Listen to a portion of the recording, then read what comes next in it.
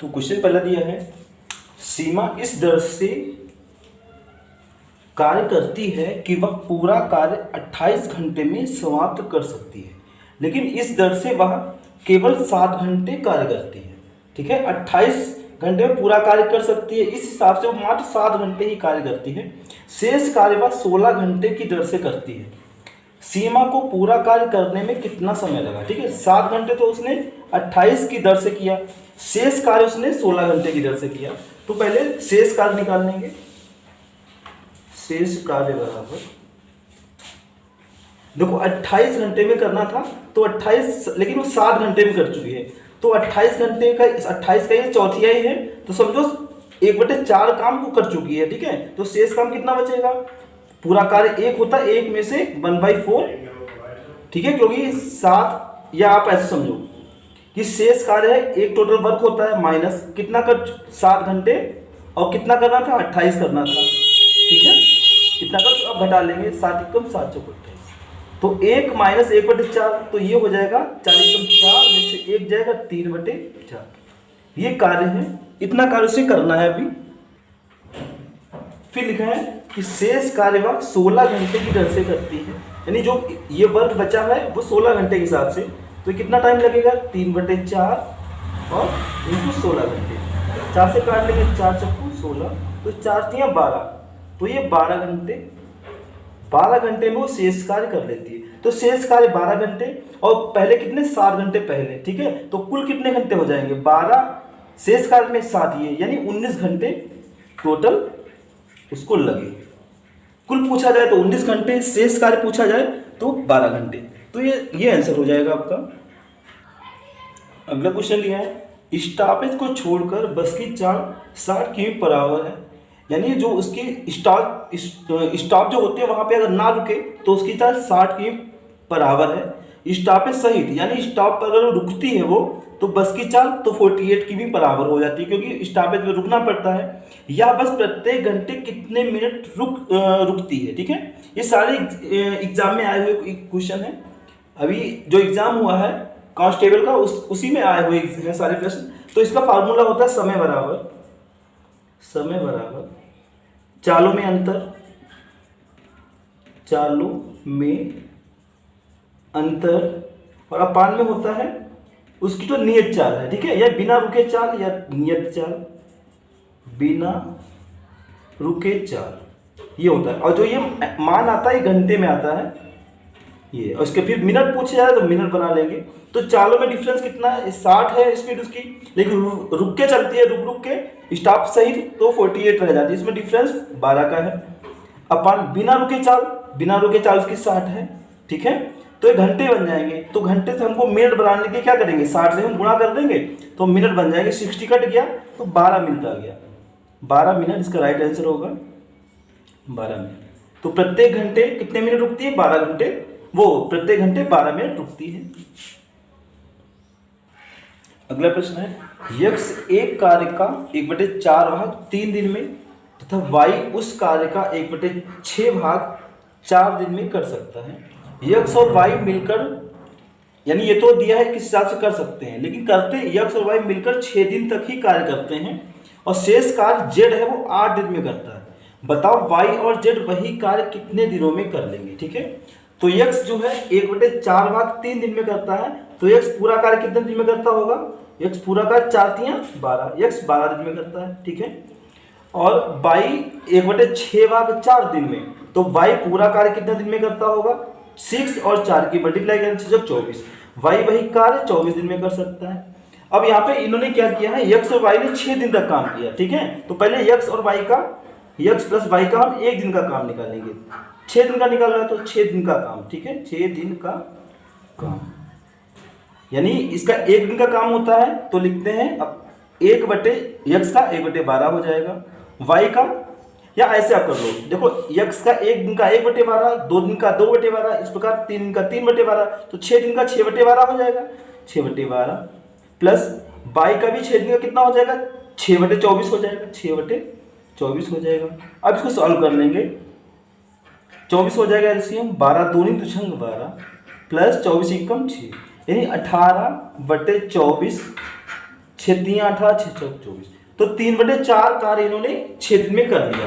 तो शेष कार्य कितना बचा, तो शेष निकाल लेंगे, शेष कार्य, ठीक है, शेष कार्य हो जाएगा 1 में से 3/4 घटा लेंगे, तो ये 4 एकम 4 में से 3 गया 1/4, शेष 1/4 कार्य है वो जेड ने 8 दिन में किया, ठीक है। तो जेड कितने दिन में करता होगा, जेड पूरा कार्य कितने दिन में करेगा, यानी 1/4 काम 8 दिन में, तो पूरा कार्य 8 चक्कू 32, तो जेड की जो टाइमिंग है 32 है। अब जो पूछा जा रहा है वो निकाल लेंगे, ये वाई और जेड का पूछा जा रहा है, तो वाई प्लस जेड इनका पूछा जा रहा है। तो पहले एक दिन का निकालेंगे, एक दिन का निकालने के लिए 1/24 लिखेंगे, प्लस इसको 1/32 लिखेंगे और एलसीएम लेके सॉल्व कर लेंगे। इसका एलसीएम हो जाएगा 96, 96, 24 चक्कू 96, 4 एकम 4 और 32 3 3 एकम 3, तो ये हो गया 7/96। ये एक दिन का कार्य हो गया। तो टोटल कार्य होता है तो इसको पलट देते हैं, टोटल कितने दिन में करेंगे, ये एक दिन का हो गया, तो टोटल कितने दिन लगेंगे 96/7, सही बटे बना लेंगे, 7 एकम 7, 2 हो गया 26 हो गया, 7 3 21, 5 बचा और 7, तो इतने दिन लगेंगे डेज, ठीक है। यानी 13 सही 5/7 दिनों में वाई जेड इस कार्य को कर लेंगे। 13 सही 5/7 इसका राइट आंसर है।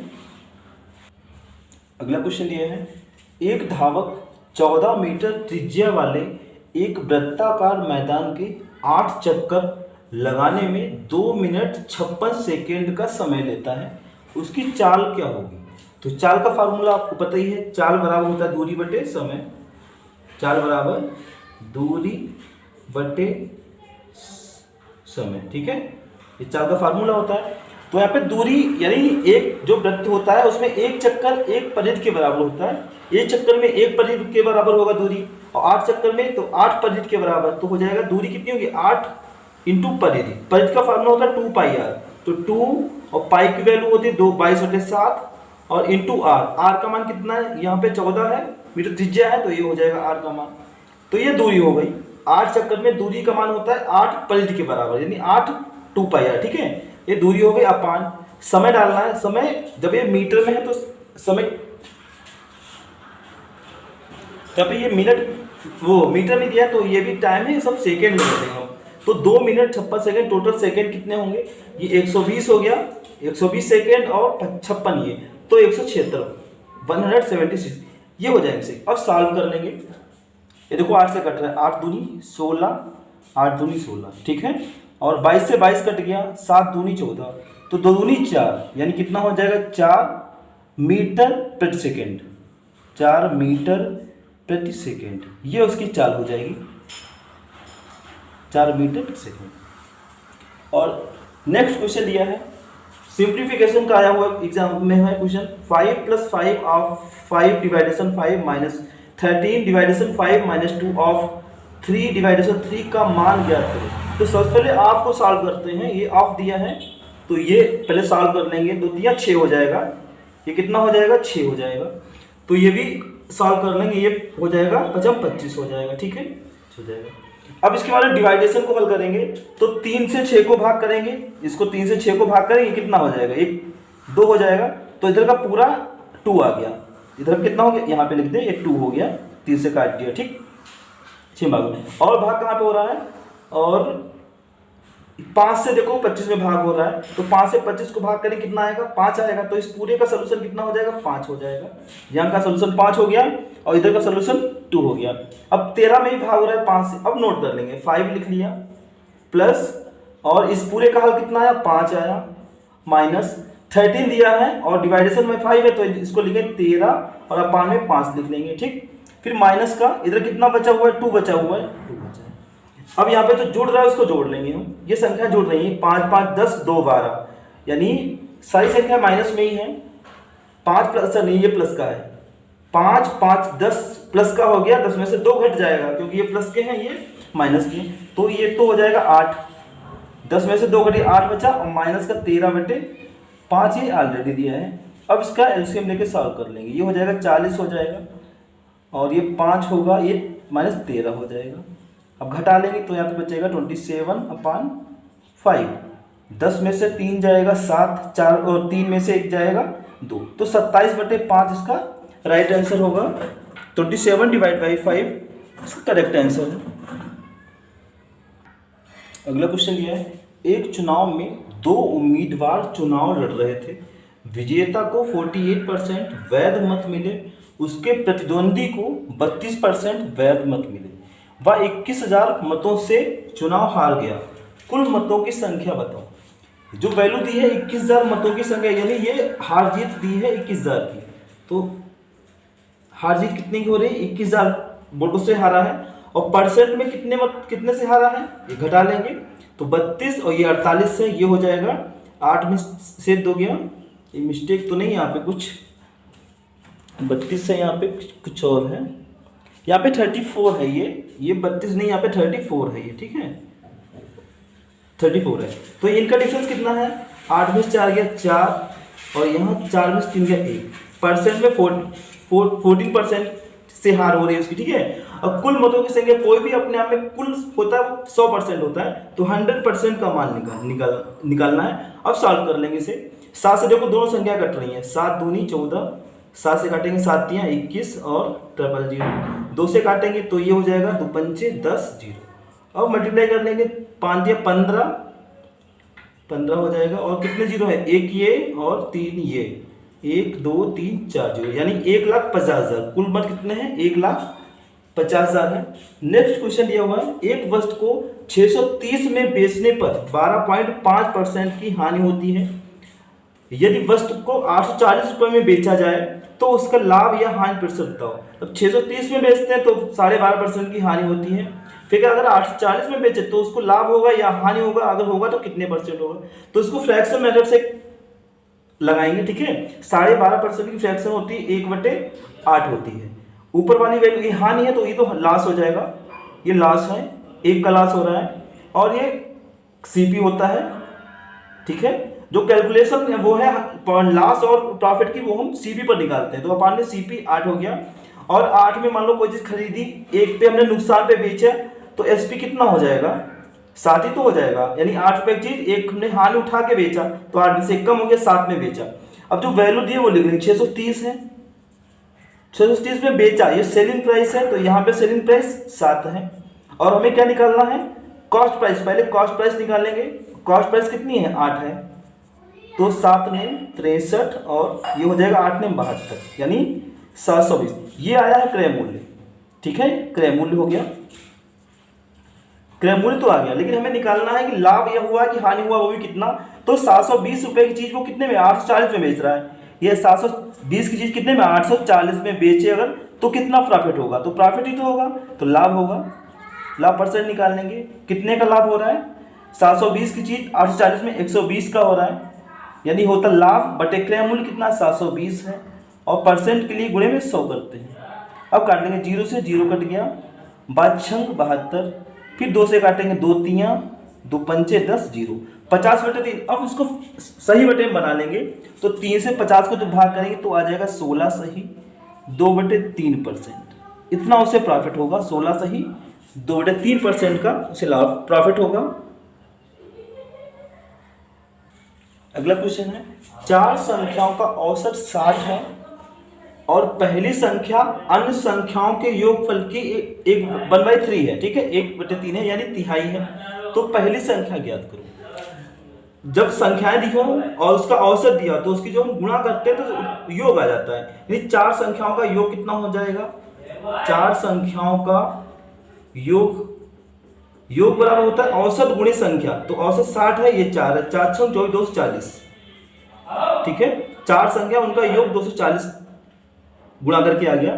ठीक है, पहली संख्या और अन्य संख्याओं के योगफल की 1/3 है, तो अब लिख लेंगे पहली संख्या हो गई, पहली संख्या अनुपात अन्य संख्या, अन्य पहली संख्या और अन्य संख्याओं में जो रेशियो है वो 1/3 मतलब 1:3 का है, ठीक है। अन्य संख्याओं का तिहाई, इसका तिहाई करेंगे तो 1 ही तो आएगा, तो पहली संख्या का रेशियो 1 है तो अन्य संख्या 3 है, ये दिया, ठीक है। अब जो पूछा जा रहा है वो हम निकाल लेंगे। इससे पूछा पहली संख्या पूछी जा रही है, जो वैल्यू दी है वो लिख लेंगे, 240 दिया है, 240 ये टोटल योग है ना, तो यहाँ पे टोटल योग कितना है, 3 और 1 4 हो गया। और पहली संख्या यानी पहली का रेशियो 1 है, 1 का मान निकालना है, 4 6 24। तो पहली संख्या कितनी होगी, 60 हो जाएगी। ये हो जाएगा 60। और ऐसे ही अगला क्वेश्चन दिया हुआ है, एक पर्स को 99 रुपए में 10% लाभ पर बेचा गया। यदि उसे 72 रुपए में बेचा गया होता तो लाभ या हानि प्रतिशत बताओ। अगर लाभ होगा तो लाभ हो रहा है हो तो लाभ बताओ, हानि हो तो हानि परसेंट बताओ। तो सबसे पहले इसमें सी यानी कॉस्ट प्राइस क्रय मूल्य नहीं पता है, 99 बेचा गया, ये भी विक्रय मूल्य है, ये भी विक्रय मूल्य है, तो हमें विक्रय मूल्य निकालना पड़ेगा। ये विक्रय मूल्य लिख लिया हमने, 99 है, ठीक है। अब यहाँ पे 10% का लाभ हो रहा है तो विक्रय मूल्य का परसेंट 110 हो जाएगा। हानि होती है तो 100 में से घटा लेते हैं, लाभ होता है 100 में जोड़ लेते हैं। तो ये रुपयों में मान तो विक्रय मूल्य का 99 है, लेकिन परसेंट में वैल्यू हो जाएगी 10 जुड़ जाएगी, कितना 110, तो ये 110 का मान दिया है, ठीक है। क्रय मूल्य 100% होता है, ये निकालना। तो 0 से 0 कट गया, 11 99 यानी वो 990 90 की चीज है, यानी क्रय मूल्य इसका कितना है 90 रुपए। अब कह रहा है कितने में बेचे, 72 में बेच दे, 72 में बेच दे। तो बताओ उसको लाभ होगा कि हानि। 90 रुपए की चीज 72 में ही बिक रही तो हानि होगा, हानि होगी। तो हानि परसेंट निकाल लेंगे, कितने की हानि होगी घटा लेंगे, 10 में से 2 गया 8 बच्चा, और यहाँ पे बच्चा 8 में 7 गया 1, यानी 18 रुपए की उसको हानि होगी। लेकिन परसेंट निकालना है तो फार्मूला होता है कि हानि अपान क्रय मूल्य, 90 है क्रय मूल्य, परसेंट के लिए गुणे में 100। अब इसको काट लेंगे, 18 पंचे 90, 90 5 से काटेंगे, 5 दूनी 10, 20%। तो उसका लास्ट 20% का उसको नुकसान होगा, 20% की हानि होगी। ये राइट आंसर है। नेक्स्ट क्वेश्चन दिया हुआ है, एक विक्रेता अपने ग्राहक को 15% की छूट देता है, फिर 10% का लाभ प्राप्त करता है। यदि वस्तु का क्रय मूल्य 850 रुपये हो तो उसका अंकित मूल्य बताओ। यानी एमपी पूछा जा रहा है, तो जब भी कभी आपको छूट और प्रॉफिट दिया हो तो आप ध्यान रखें वे यानी सीपी, ठीक है, और एमपी का जो रेशियो होता है ये आप याद कर लें कि सीपी कैसे, इसका रेशियो कैसे करते हैं। छूट 100 में से घटा देते हैं, 100 में से छूट को घटा देंगे तो हमको सीपी का रेशियो पता चल जाएगा, तो 85 हो जाएगा, क्योंकि 15% की छूट है तो 100 में से छूट 15 घटा दी तो हमारा सीपी का रेशियो बन गया। अब एमपी क्या होता है, एमपी जो प्रॉफिट होता है 100 में उसको ऐड करने पर हमारा एमपी का रेशियो बन जाएगा। 10% प्रॉफिट हो रहा है तो 100 में जोड़ें कितना हो जाएगा, 110 हो जाएगा। ये रेशियो है, चाहो तो आप इसको सिंप्लीफाई थोड़ा काट सकते हैं, नहीं काटना चाहे तब भी आपका लग जाएगा। अब जो वैल्यू दी है वो लिख लेंगे, 850 रुपये ये दिए हैं, ये सीपी है ना क्रय मूल्य, तो क्रय मूल्य की तुलना क्रय मूल्य से, क्रय मूल्य कितना 85 है, और गुणे में जो पूछा जा रहा है वो लिखा जाता है। ये पूछा जा रहा है अंकित मूल्य, अंकित मूल्य कितना है 110 यूनिट है, 110 है। अब काट लेंगे, इक्कम जाएगा 0, तो एक गुणा 11 इक्कम 11 के आगे 00, यानी 1100 रुपये इसका अंकित मूल्य हो जाएगा। और नेक्स्ट क्वेश्चन दिया हुआ है, यदि 758P09Q5 एक ऐसी संख्या है जो 3 से विभाज्य है तो P प्लस Q का न्यूनतम मान है। यानी ये जो नंबर दिया हुआ है ये कह रहा है 3 से ये विभाजित है, तो 3 से विभाजित, तो P और Q का योग पूछा जा रहा है। तो पहले P Q का मान पता होना चाहिए, न्यूनतम मान कह रहा है, सबसे छोटा नंबर कह रहा है। तो 3 का ये रूल होता है इसका 3 से विभाज्य का, कि अंकों का जोड़ 3 से अगर कट जाए तो समझो संख्या वो 3 से विभाजित हो जाएगी। तो इस जोड़े में कितना हो जाएगा, जोड़ इसका 7 5 12 हो गया, 12 8 20, 20 और 0 तो 20 रहेगा, 20 9 29, 29 और 5 34, इसका जोड़ कितना 34 है, 35 है, ठीक। तो P और Q की जगह पे कोई हमें अंक लगाना है जिससे ये जुड़ जाए इसमें। और देखो फिर से यहाँ पे लिख के आपको समझा रहे हैं तो समझ में आएगा, 758P09Q5, ठीक। तो इसका टोटल कितना 34 आया, 34।